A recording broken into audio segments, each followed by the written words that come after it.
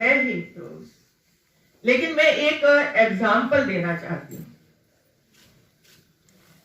और ये एग्जाम्पल मेरा नहीं है, जिसने बताया ये शिक्षिका का है। आंगनवाड़ी की एक महिला, हम लोग ऐसे ही बैठे थे और आंगनवाड़ी को श्रेष्ठ बनाने के लिए एक अच्छा ऐसा ही कार्यक्रम हुआ था, मैं भी उपस्थित थी इसमें। अपना अपना अनुभव महिलाएं बता रही थी। इसमें एक महिला ने अपना अनुभव बताया। इसने ये कहा कि मेरी आंगनवाड़ी में एक लड़की, आंगनवाड़ी 10 बजे शुरू होती थी लेकिन आती थी 1 बजे। 1 बजे वो लड़की आती थी तो मैं उसको अंदर नहीं आती देती थी, क्योंकि वो लेट आई। इसी वजह से मैं मना कर देती थी, तो वो रोती हुई वापस चली जाती थी। आज समय पे क्यों आई, पहले क्यों नहीं आती? तो तुरंत वो तो रोने लगी। उसकी फ्रेंड थी इसके पास में बैठी थी, उसने कहा कि मैडम मैं बताऊं ये आज क्यों आई है? उन्होंने कहा ठीक है बताइए। तो वो खड़ी हो गई और उसकी मम्मी और पापा एक खेत में काम करने के लिए सुबह में 7 बजे चले जाते थे। तो सबसे बड़ी तो बेटी वो ही थी घर में, तो ये छोटे भाई को रखने के लिए वो घर पर रहती थी और मम्मी पापा खेत में जाते थे। तो उसको स्नान करवाना, सुलाना, ये सब कुछ बेटी करती रहती थी। लेकिन तो माँ ने कहा कि अब आप स्कूल में जाइए समय पे, और इसी वजह से वो स्कूल में समय पे आई। अब मुझे बताइए, गलती बेटी की है कि हमारी है? बताइए, हमारी है ना। पहले दिन जितने बच्चे लेट आते हैं उस पर आप ध्यान रखिए। क्यों लेट आते हैं? रास्ते में कहीं घूमने के लिए जाते हैं, जानबूझकर नहीं आते हैं, या ऐसी घर की परिस्थिति है इसी वजह से नहीं आते हैं। आप घर की मुलाकात भी लेते हो, वहां भी ये पता चलता है कि घर की स्थिति कैसी है।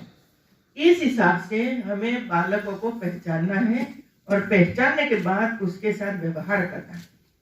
नहीं तो ऐसा धक्का लगेगा कि फिर से कभी भी स्कूल में नहीं आएगा, आंगनवाड़ी में भी नहीं आएगा। तो लगा कि अभी वो तो शाम तक तो वो सफेद हो जाता है पूरा, तो अब क्या करे?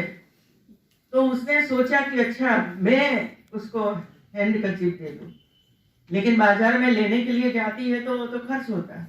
तो उसने ये सोचा कि मेरे घर में पुरानी साड़ी है, वो पुरानी साड़ी में से मैं हैंडकरचिप बनाऊं। और उसने हैंडकरचिप बनाए, साड़ी में, अपनी साड़ी में से बनाए, और हर एक बच्चों का नाम ऊपर लिखा और एक सेफ्टी पिन उसके साथ जुड़ी और सबको इधर लगाया। अभी सिखाया, यदि नाक साफ करता है तो इसे लेकर साफ कर दो, वो नीचे जाएगा, कपड़े भी नहीं होगा। तो आदत है, बच्चों में ऐसी आदत होना चाहिए। लेकिन ऐसी कोई सुविधा नहीं होने की वजह से जो आया उससे वो साफ कर देता है। तो ऐसी कई कार्यकर्ता है जो अपने अपने तरीके से सोच समझकर ये काम करती है। इसमें कोई सिखाया जाता नहीं है क्या कलर है, एक कौन सा कलर है, तो ज्यादातर बच्चों को पता नहीं था। तो मैंने कहा कि भाई ये तो एकदम सरल है, कठिन कहाँ है? तो बच्चों को क्यों ये कलर याद नहीं है कि वो पहचान नहीं पाते हैं? तो उन्होंने मुझे ये कहा, मेरा ही विभाग था और मैं बार बार विजिट लेती थी आंगनवाड़ियों की। तो उन्होंने कहा कि मैडम कोई साधन नहीं है हमारे पास, ऐसे बॉल नहीं है लाल नीले पीले ब्लैक वाले, तो मैं कैसे पढ़ाऊं? तो मैंने कहा कि इसमें भी आपको साधन चाहिए? तो कहा हाँ। तो मैंने कहा कि आपने साड़ी पहनी है कि नहीं पहनी है? इसमें कितने कलर है? इसमें कितने कलर है मुझे बताइए। तो वो देखने लगे, कहा सही है। मैंने कहा इसमें ब्लू भी है, रेड भी है, व्हाइट भी है, सब है। तो आपके पास इतना साधन है जो जरूरत नहीं है बाहर से लाने की, इसमें से आप सिखाओ है। और बच्चे तो कर देते हैं, ले ही लेते हैं। आला बनाने के लिए एक बड़ा प्रोजेक्ट तैयार किया था। बेस्ट स्कूल बनाइए आप, प्राइमरी स्कूल। ये बेस्ट स्कूल में एक टीचर ने और उसकी पत्नी एक ही स्कूल में थे, और इतना एरिया था जहां रेत के अलावा कुछ मिलता ही नहीं था।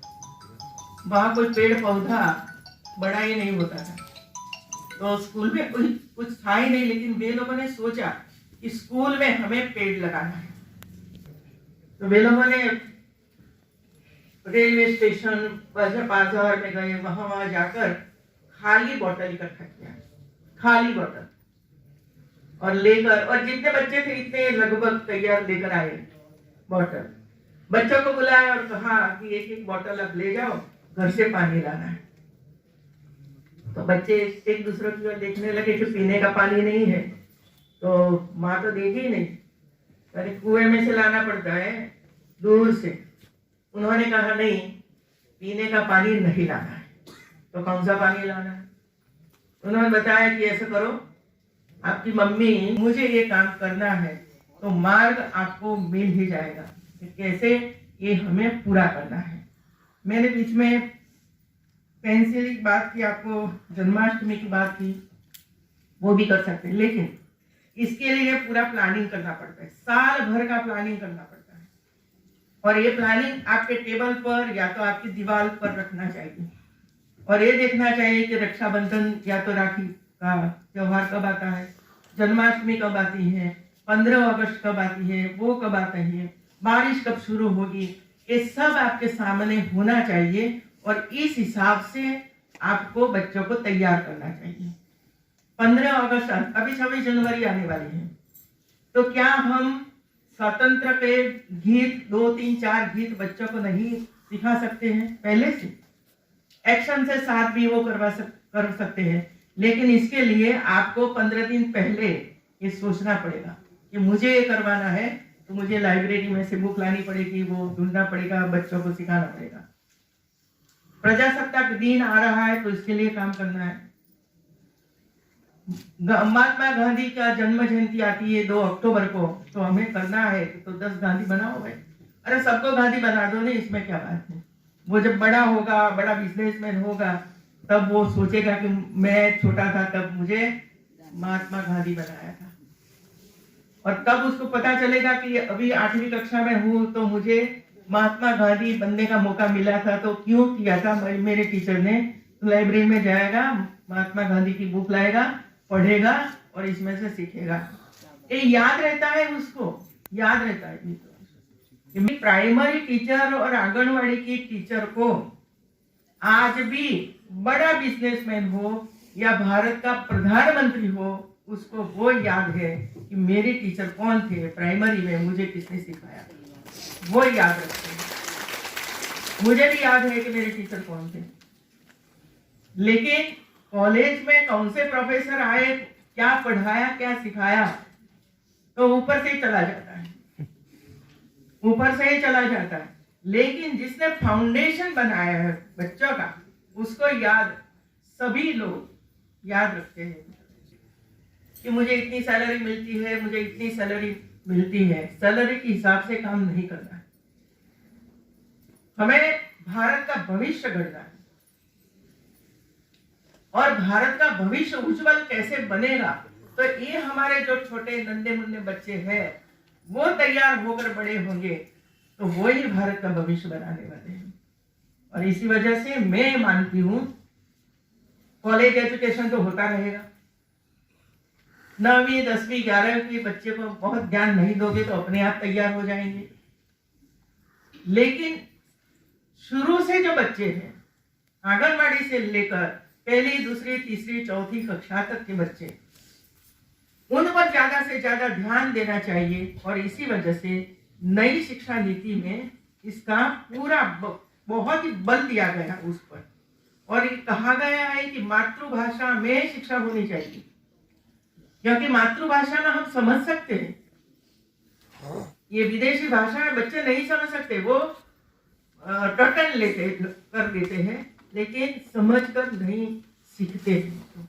और इसी वजह से मातृभाषा 5वीं कक्षा तक ये शिक्षा होनी चाहिए, ये नई शिक्षा नीति में कहा गया कि 8 साल तक बच्चों को जो सिखाओगे इसमें से 80% वो सीख लेते हैं, बाकी 20% ये जीवन भर ये सीखते ही रहते हैं, बाकी 20%।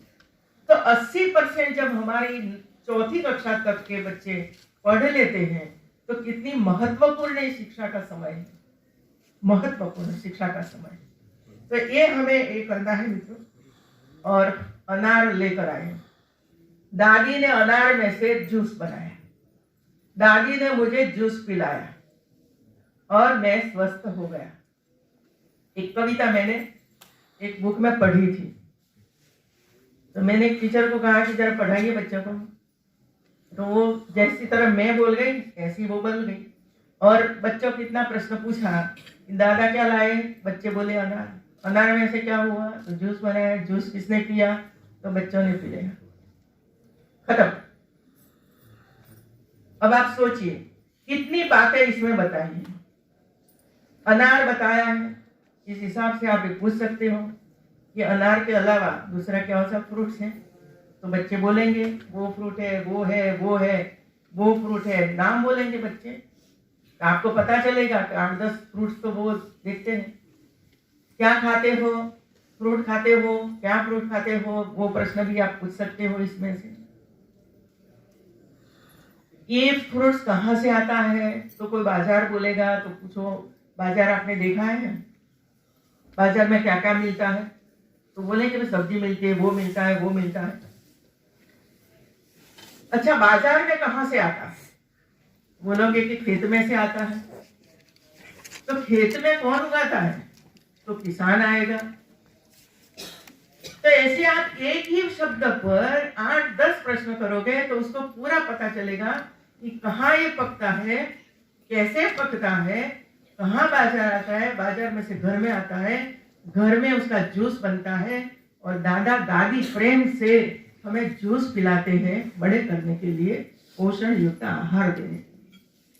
फिर पर्यावरण इसमें आप जोड़ सकते हो, फिर एक संयुक्त परिवार की भावना इसमें आती है। अभी तो